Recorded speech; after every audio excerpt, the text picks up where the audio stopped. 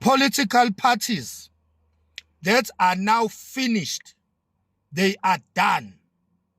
It's over. They are broke down. 3.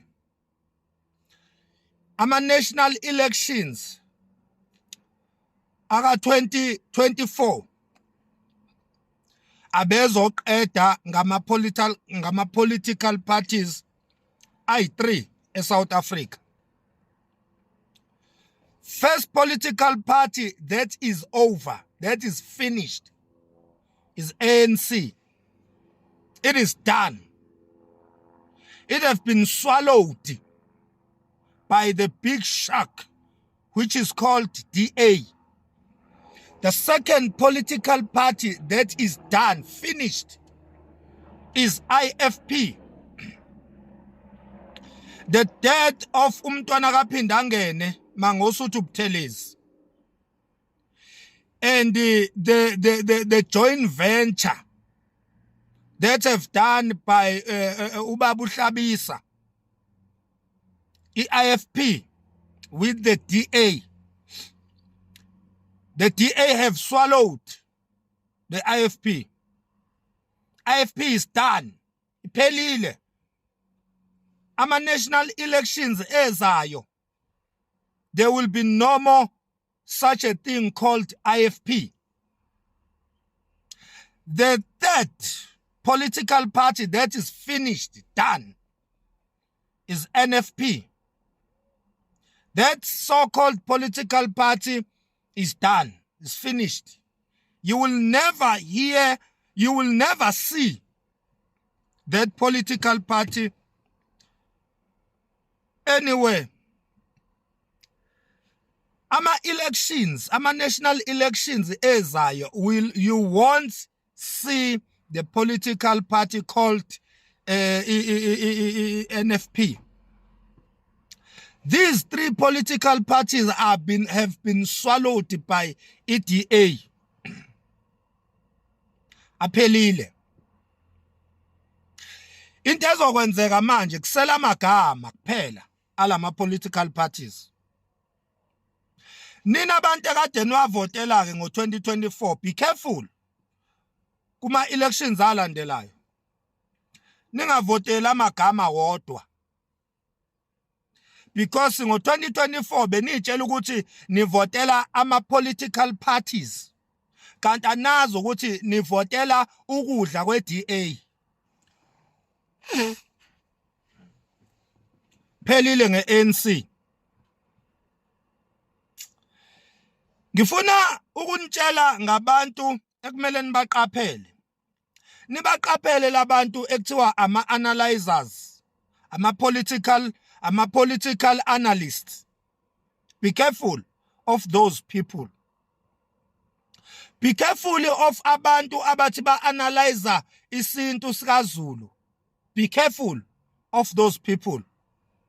Abantu abanjengophakela umthakathi, abantu abahodwa umqophu, abantu abangazilutho, amehla abavalekile, ingqondo zabo ayisebenzi, abantu abanjengophakela umthakathi.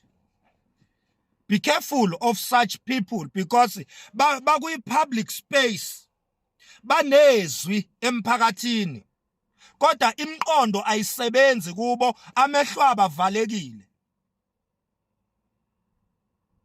Kuphelile nge-IFP, bayithengisile i-IFP, balithengisile izwe i-South Africa through i-IFP, bayithengisile i-KZN. Labantu labe ngibashoyo ohlabisa, ontuli. Bayithengisile iKwaZulu Natal, bayithengisile the most precious province in South Africa. They have sold it out. Labantu abanezwi ongizwe emchunu. Be careful of those people. Do not participate in selling out our country unwillingly.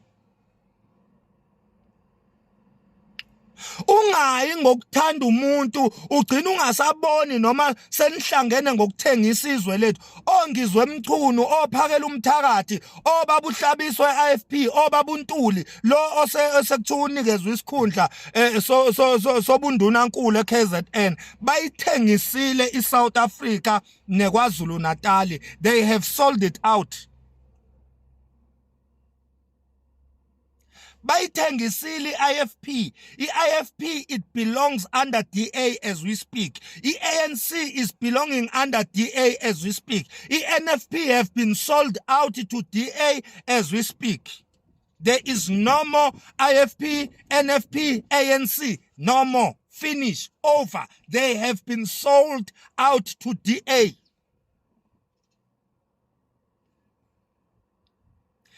Lama political party ngwabalayo athengise iKwaZulu Natal, athengisa izwe lethu. Kwenzeka kanjani ukuthi kuhlangane ama political parties with lesser percentage, with less votes? Kuthiwe lawo ma political party a form a government. How can you form a government with a lesser votes? How can you form a political party engavotelwanga ukuthi form u government? How does it form u government? Lama political party ahlangene KZN, iDA, the IFP, ANC, NFP. Awufoma kanjani u government waKwaZulu Natal ebe engenalo ipercent eli above 50%? Awufoma kanjani u government? Mawuhlanganisa ama percent alama political party ngwabalaya u4, lonto ikhipha 48%. How can they form government then? How then can they form government with only 48%? Because constitutionally a political party evumeleke ukuforma ugovernment kumele ibe na 50+% of the votes. Now, if it less than that, it cannot form a government. DA plus ANC plus IFP plus NFP, they only make 48%. So how can they form a government? Baze banika nikhundla kuthiwe khona olokhuza ondunankulu. Usithathephi isikhundla somndunankulu uNtuli? Ngoba abanawo 50+%. Bayithathephi ipower, bayithathephi authority yokubeka nezikhundleni eKZN? Bayithathephi leyo nto leyo? Nationally, ANC in a majority percentage, which is 40%. Therefore, iyona eshaya umthetho ukuthi ugovernment ufonywa kanjani, because in a majority vote iANC. Iyona eshaya umthetho njoba no government nje ukhishwe yiyo ulokhuza I mean upresident uRamaphosa, because in a majority votes nationally. KZN iMK in a majority votes. Kwenzeka kanjani ukuthi iparty ene majority vote ibizwe ngokuthi izoba ioppositional kube kuyiyo ene majority vote? Kwenzeka kanjani lonto leyo? And then laba abangenayo majority vote abanama lesser votes mabehlangene bakhipha less than bakhipha less than 50%. Kodwa bona bayakhona nje ukufona uform ugovernment eKZN kuphela. Western Cape iDA iyona form ugovernment ngoba ina majority votes. eLimpopo ANC form ugovernment ngoba ina majority vote. KwaMpumalanga ina majority vote. eKZN kuphela ipolitical ena majority vote ayikwazi yona ukuforma ugovernment eKZN. I political party ene majority vote okuyi MK ayinikezwe ithuba lokuthi iform ugovernment. Yenzeka kanjani into enjalo? Abafethu lithathiwe izwe lethu.